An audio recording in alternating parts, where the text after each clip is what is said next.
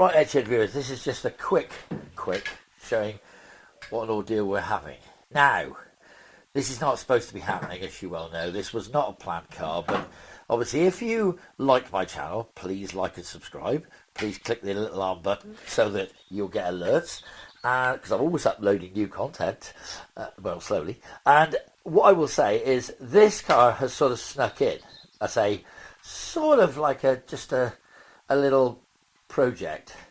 Now, obviously I did all the cross member and everything, which is somewhere on videos you might have seen. But we've now got very decided that we're going to start modifying things. So I'm going to take you around here and show you just what my assistant has done. Can you see what he's done? Look what he's done.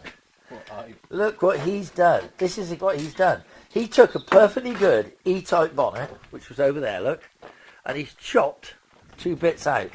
And then he's in an angry mode. He's hacked that off. Well, that's not true, is it, really? You actually drilled it off and it came off of its own accord. That one fell off. Unfortunately, this is what he tends to do, and I'll get that stuck in my finger later. Unfortunately, we had a bit of an issue. This side was very rotten. So we've had a very hard time trying to work out exactly what we do. Plus the amount of filler that someone's put in the front of it at some time in its life. So now, obviously we are going to fill out the side light pods. We're not having them. Lee favours angel eyes that change colour. He also wants louvers. And he's also, I think I mentioned somewhere on the video, we were talking about dechroming it. Now, I liked the idea until I saw how much work it was. And then Lee said he didn't mind doing some welding. So I thought, well, that means I'll have to do twice as much work. So what we thought we'd do is we will take off the side chromes off the bonnet. We'll leave the centre chrome and the Jaguar leaper, right? And obviously we're having a Jaguar grille, but it's going to be revealed. It's not going to be a Daimler one.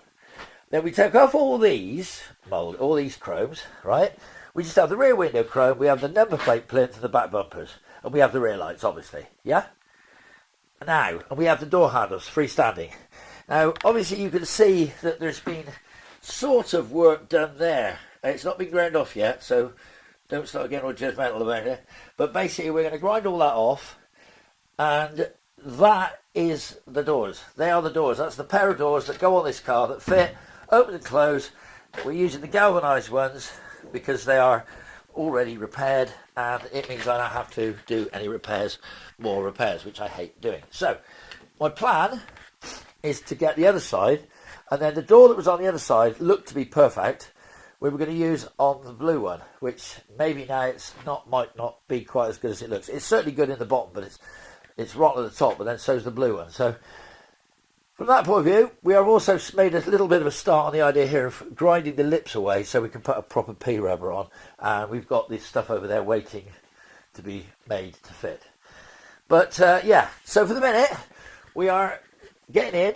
Later today, by the time you see this, these will be in, and hopefully we'll have copious amounts of filler. I think copious amounts we're planning on putting in here.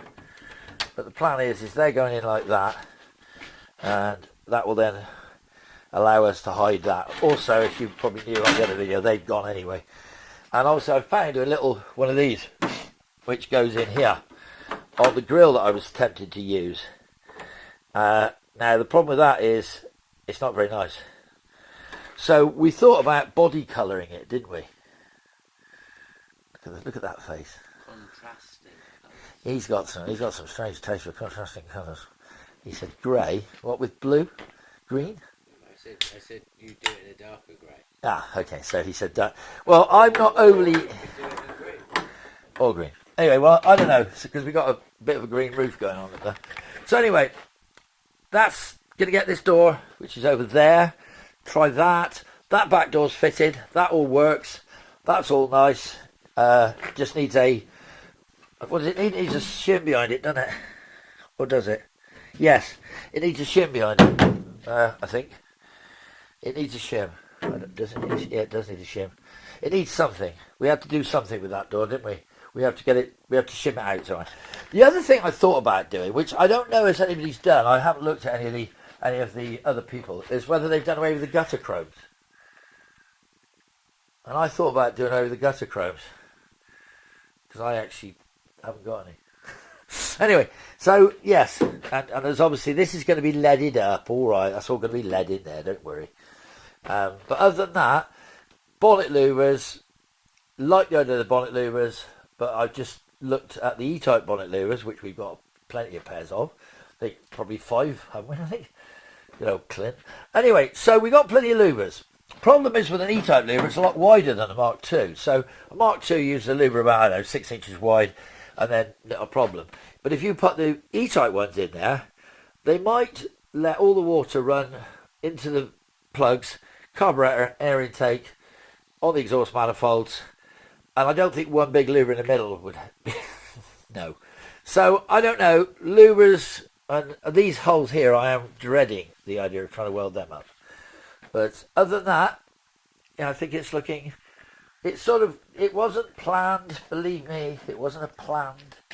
It was just something that happened while we were trying to fix the doors on the other one. And now it's become a legend, hasn't it? But because we're customising now, we're now, and we're putting, what was that engine you said we wanted to put in it? A 2 JZ, wasn't it? Was it JZ? I don't know. Or was it Beyonce? A spoon engine. Spoon engine? I think going Hondas or something, I think. I don't know what you're on about. I don't know. I don't even know. I tell you what we should put in there. A Rover V8. Is a rotary. A what? Rotary. No. I'll tell you what I'm going to thinking about putting in there. Electric motor. What, to work the wipers? Yeah. And the headlights. And start it. I mean, otherwise, it would be no... And blower for the fan, for demister. But yeah, I mean, we have got a few ideas for an engine, but it's going to be... It's obviously a 3.8, 3.8, 3.8, 3.4... 3.4 actually, but 3.8. I don't know. I just don't know anymore. But I've got to build an engine, which is going to be fun and games. So I'm not looking forward to building an engine, because I have an engine, but I don't know. Maybe I should use that engine I've got with the triple carbs on. That 3.8. Vertical oil-foot housing, because you need a vertical oil-foot housing on there if you're going to have a spin-on filter. Just happen to have one in stock, so actually 2 in stock those. So yeah, also 5-speed gearbox, R380. Yeah, down there in the shed. No, we got a good one, but we also got, it's the one the gearlever came off. So this is our conversation shed. Stood behind Lee. There is some items there that were recently donated to the cause. We're not talking Elvis. There. Series 1, 3.8. But they're going to possibly end up on the old 2+2er as tailpipes. What do you think? Yeah? Yeah. So, possibly that's the exhaust. So yes, we've had those. But other than that, we have got to get these, we've got to get these bits of metal cut to shape and cleaned up, welded in. What else do we have to do? Invade North Korea in our spare time. No, we had lots of things we would plan on doing. One of the things I'm trying to think of doing is how to weld up these holes in the door. And I'm going down the idea of putting a trim piece of metal down the back and just tacking it through those original holes. And then, what did you say, Bad Chad said? Fiberglass, that's what he said. And he said mix it with resin and it runs everywhere. And on a flat surface, we wouldn't even need to put filler in, he reckons.